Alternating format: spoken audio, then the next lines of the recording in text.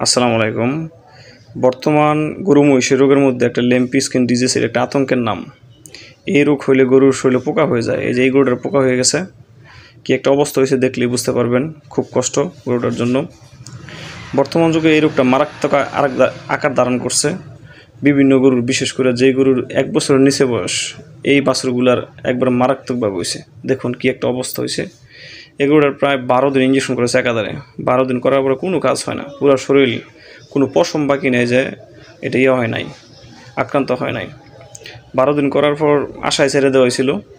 পরে 12 দিন করার পর আবার খামারি যখন রিকোয়েস্ট করছে আবার যাওয়া হয়েছে, গিয়ে দেখা গেছে আসলে এটার মধ্যে পোকা হয়ে গেছে। এই যে ল্যাসটাও মানে নষ্ট হয়ে যাওয়ার উপক্রম হয়েছিল। পরে আবার দ্বিতীয়বার ইঞ্জেকশন করা হয়েছে। করা হওয়ার পরে 2 দিন করার পরে দেখা যায় একটু ভালো।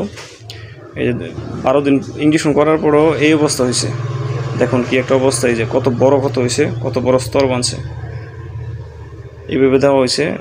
আপনারা যারা গরু লালন পালন করেন অবশ্যই চেষ্টা করবেন এই রোগের টিকা দেওয়ার জন্য। রোগ হয়ে গেলে বাঁচানো খুব কঠিন। অনেক গরুই মারা যায়, বিশেষ করে বাছুরগুলো মারা যায়। চেষ্টা করুন টিকা দেওয়ার জন্য। দ্বিতীয়বার যখন ইঞ্জেকশন 2 দিন দেওয়া হয়েছে, 12 দিন দেওয়ার পর আবার দ্বিতীয়বার দেওয়ার পরে এই যে উপরে ক্ষতটা পড়ে গেছে, স্তরটা পড়ে গেছে, এবারে শুকানোর দিকে গেছে। সবাই চেষ্টা করবেন সঠিক চিকিৎসা দেওয়ার জন্য এবং টিকা নেওয়ার জন্য। টিকা নিলে কিছু রক্ষা পাওয়া যায়।